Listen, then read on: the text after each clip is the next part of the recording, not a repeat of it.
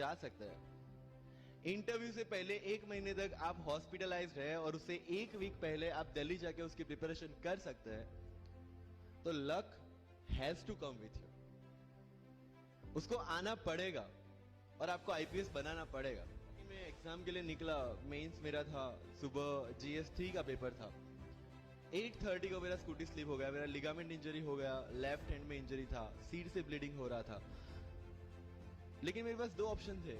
मैं खड़ा हुआ, मैंने देखा, okay my right hand is safe, and I decided I will go to the exam hall and write the exam. मेरे पास 2 ही ऑप्शन थे। या तो मैं वहां से उठ के रोने लगूं, यार मेरे साथ ही ऐसा क्यों हुआ, मेरा एक्सीडेंट हो गया, मेरा मेंस खराब हो गया, और हॉस्पिटल जाओ। या दूसरा ऑप्शन था कि मैं देखूं कि मैं 3 घंटे और सरवाइव कर सकता हूं। हाँ, कर सकता हूं। मैं मेंस के लिए एग्जाम हॉल में गया। ये जितने भी फोटोग्राफ्स लगे हैं, सर ने जैसे बताया कि जितने भी इंसान सक्सेसफुल हुए, अगर आप उसकी लाइफ स्टोरी देखेंगे तो कहीं ना कहीं एक मोमेंट आता है जहां पे वो इंसान की जो स्ट्रगल है वो पीक पे हो जाते हैं। वो इस मोमेंट पे आपको डिसाइड करना है कि आपको वहां से यू टर्न लेना है या आपको वहां से आगे निकलना है। इन सब लोगों ने डिसाइड किया कि उनको वहां से आगे निकलना है, एंड दैट इज द फंडा ऑफ लाइफ।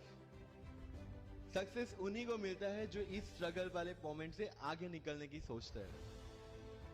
जब भी आपको लगे कि आपके सिर पे बहुत मुसीबत है, जब भी आपको लगे कि आप हर तरह से गिर चुके हैं, जब भी आपको लगे कि आपके पास कोई ऑप्शन नहीं है, तब एक चीज आप अपने दिमाग में लाइएगा कि यही मोमेंट है जहां से आपकी तकदीर बदलने वाली है।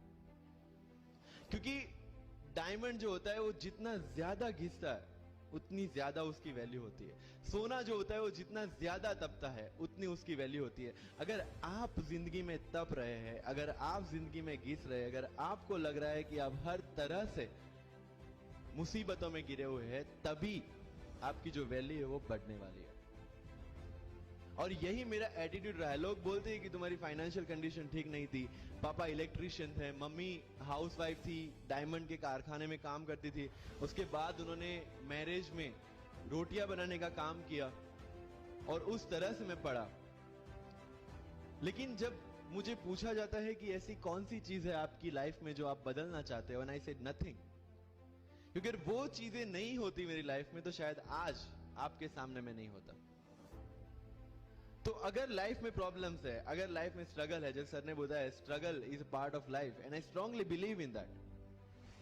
भारत वर्ष का सपना चंद्रगुप्त ने देखा, चाणक्य ने देखा, और उस भारत वर्ष को बनाने के लिए जब ये संघर्ष जारी था, और तब राजा धनानंद की डॉटर दूरदरा से चंद्रगुप्त को प्यार हो जाता है, और जब चाणक्य उनको बोलते कि नहीं, तुम्हें उससे दूर रहना है, तब चंद्रगुप्त बोलता है, आचार्य कभी कभी सोचता हूं कि जिंदगी में या ये भारत के सम्राट बनने के लिए इतना त्याग, इतना बलिदान ना देना होता तो।